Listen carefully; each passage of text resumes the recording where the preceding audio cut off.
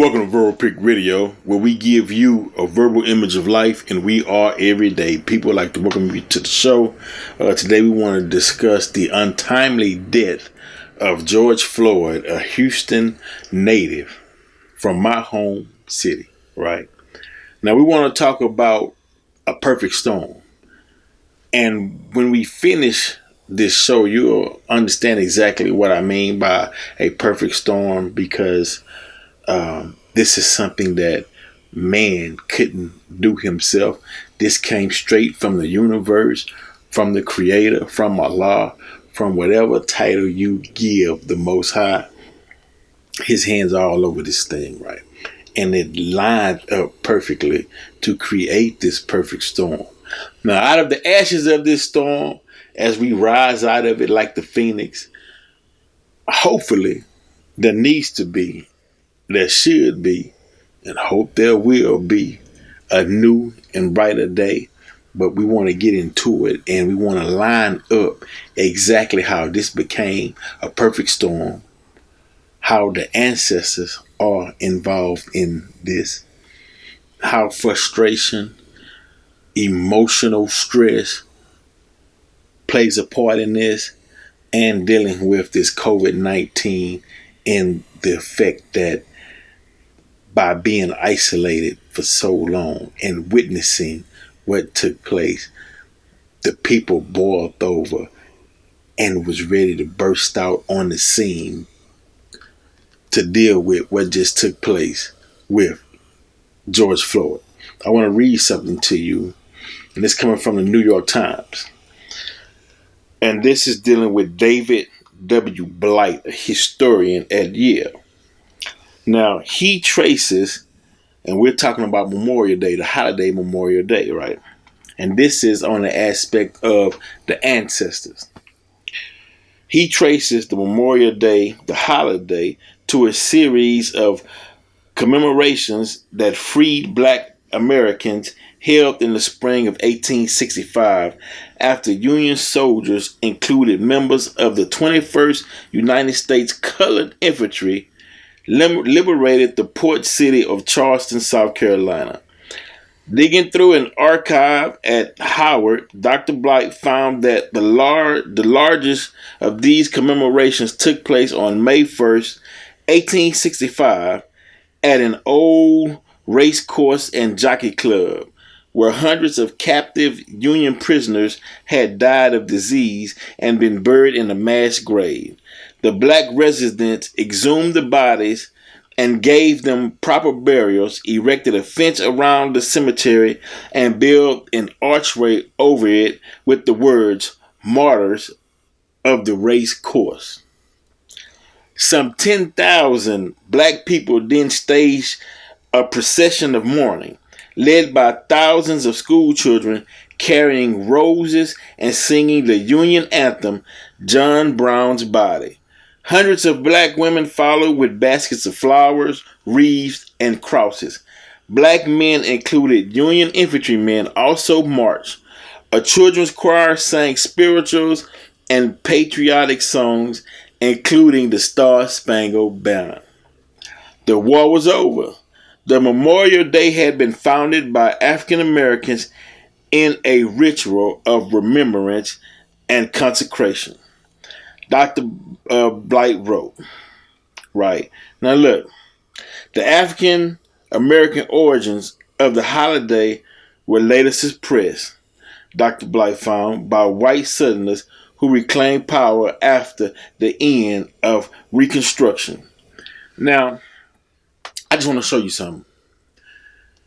In 1865, May 1st, 1865, we had Black people singing patriotic songs, including the Star-Spangled Banner, even though that third verse in the Star-Spangled Banner had references to slaves, derogatory references, right?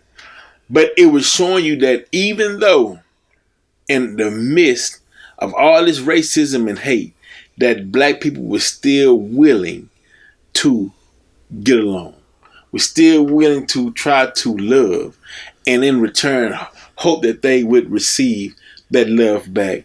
But it never happened, because during Reconstruction they tore all of it up and then tried to hide the fact that black people created and started the Memorial Day holiday. Now, how does this tie into George Floyd's death?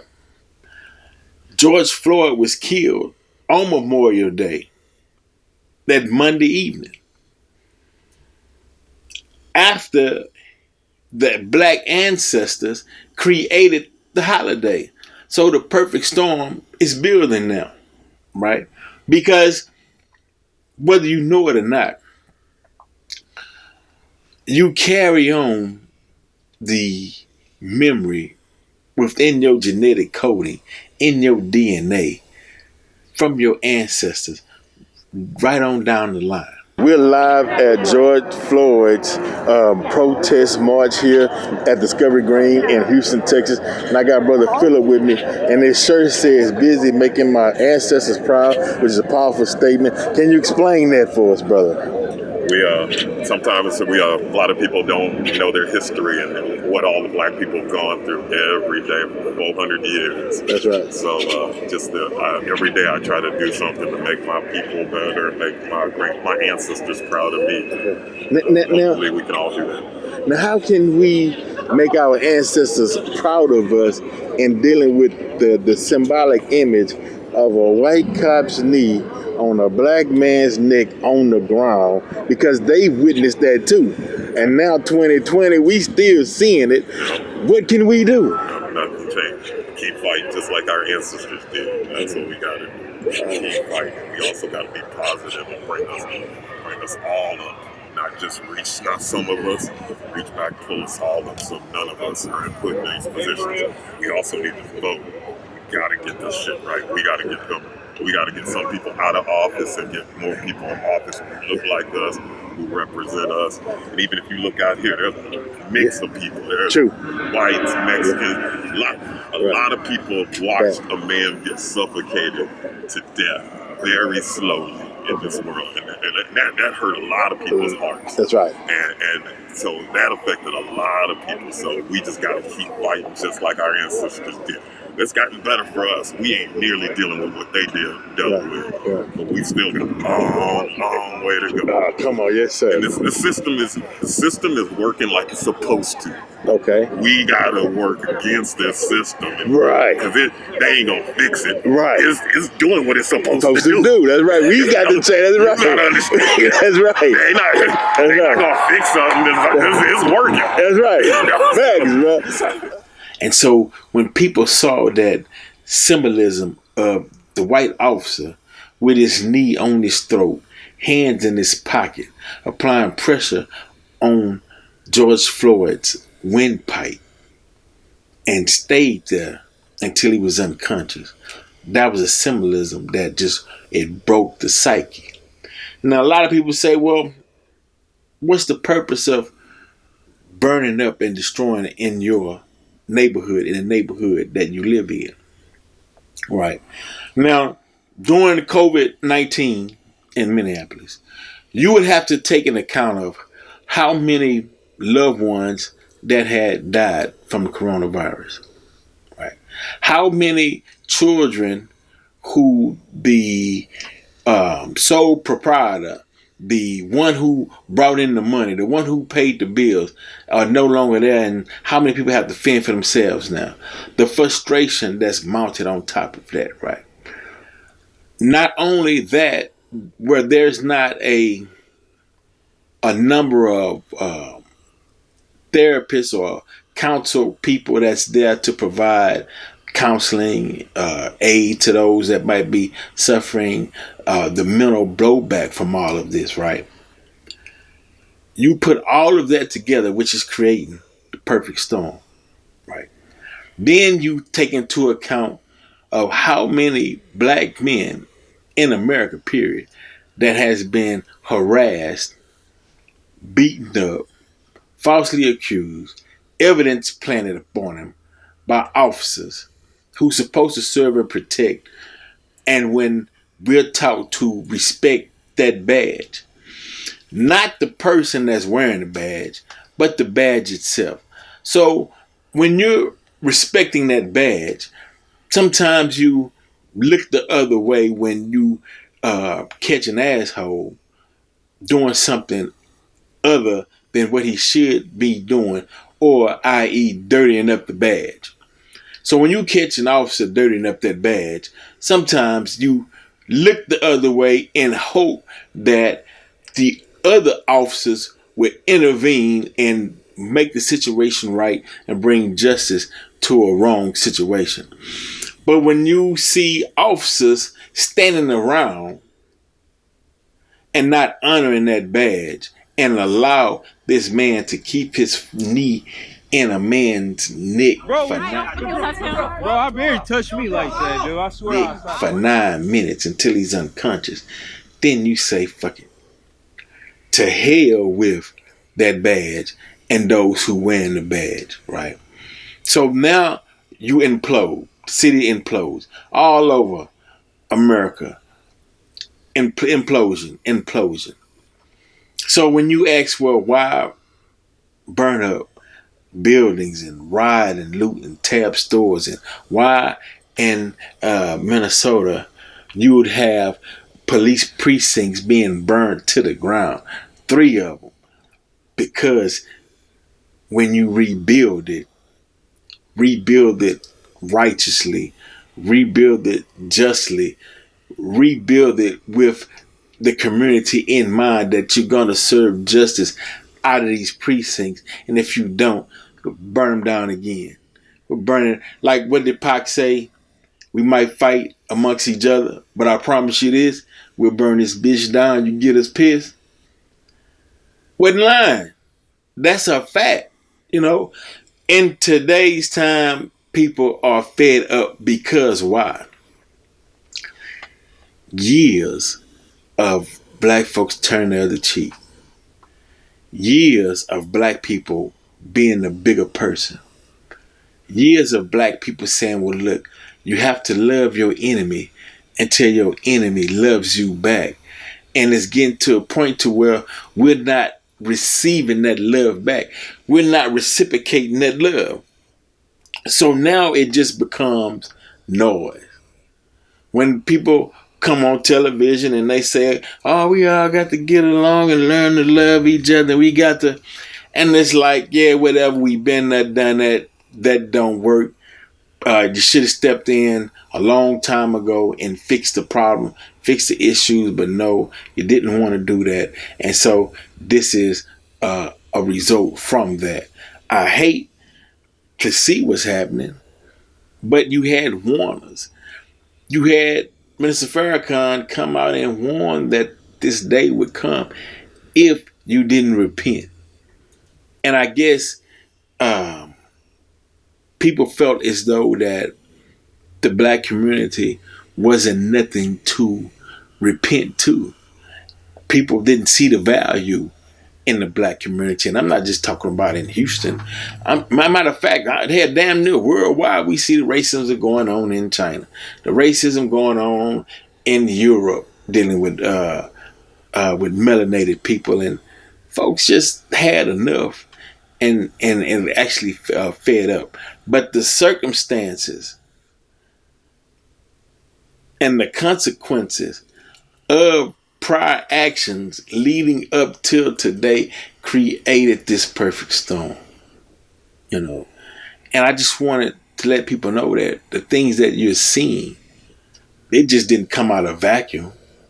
This thing been building up and building up and building up until we had an explosion.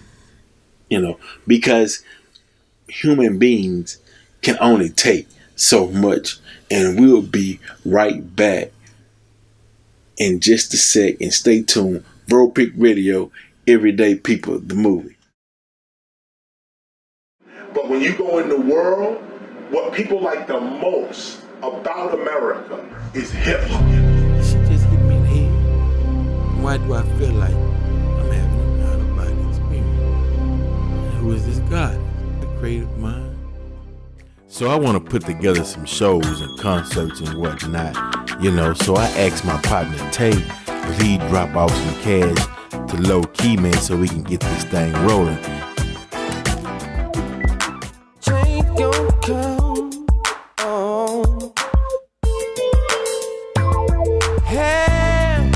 Won't you sing it like you mean? Won't you sing it like you mean? Hey, hey, Can't read no HBC on the beach, man. Under my sheets, depressed and beat. I'm about to light about fire.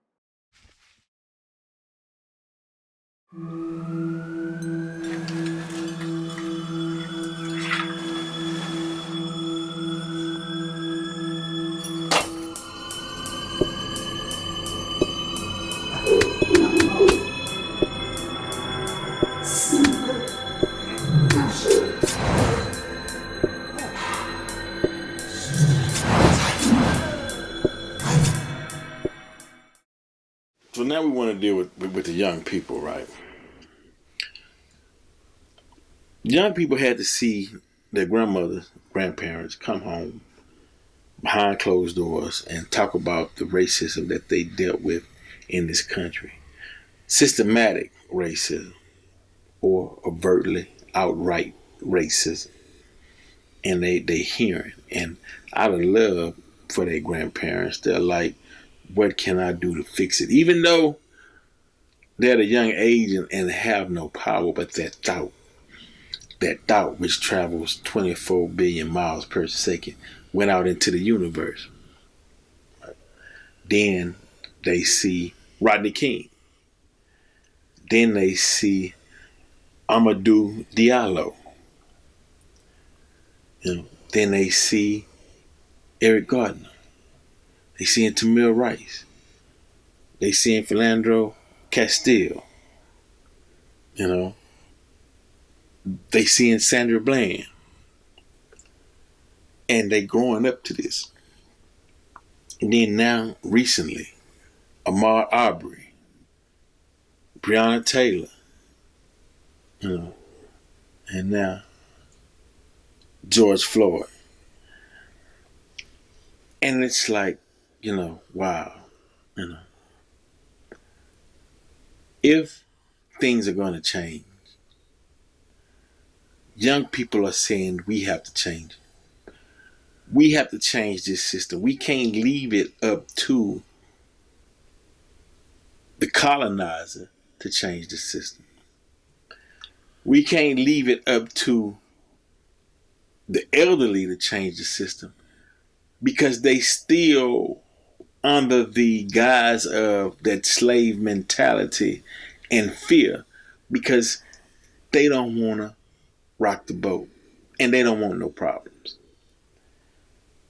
Young people want to create a future for themselves, but they don't want the future that they seen the generation before them live. They want total and complete freedom. They don't want to be stopped, pulled out of their vehicle and laid on the hot concrete in the summertime or on the cold concrete in the wintertime. They don't want to be harassed when they haven't did anything. They tired of the negative images that's coming out in the media. A lot of people are just it's fed up and it reached its boiling point. So this is mainly a show dealing with the hope that we can get it together for the future. And if we can't get it together for the future, the next incident, things will be burnt to the ground, tore up, stores destroyed, lives destroyed, until one day each city one by one will have to rebuild and rebuild with equality, freedom, and justice in the shaping of the rebuilding, meaning the potter's wheel. When the potter is controlling that wheel and he's building that pottery, when he's in his mind, he's thinking of how he wants it to come out, the shape of it. But in that, he's doing freedom, justice, and equality is the mindset within the work. If it's a misguided, evil potter, then it'll show in its work. If it's an uprighteous potter who wants to see freedom, justice, and equality, then you can tell it by its works, right? So people are saying, once again, why burn up the police precincts? Why do this? Why do that? Because that was the symbolism where all the racism and the hate, the judgment and the mistreatment was coming from. So that was a sense of freedom. That was a sense of, I got to get this monkey off my back.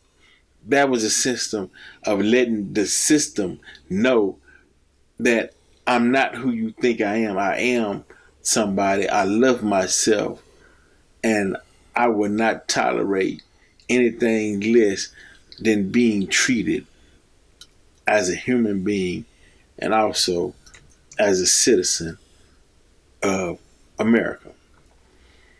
So hopefully we can come out of this,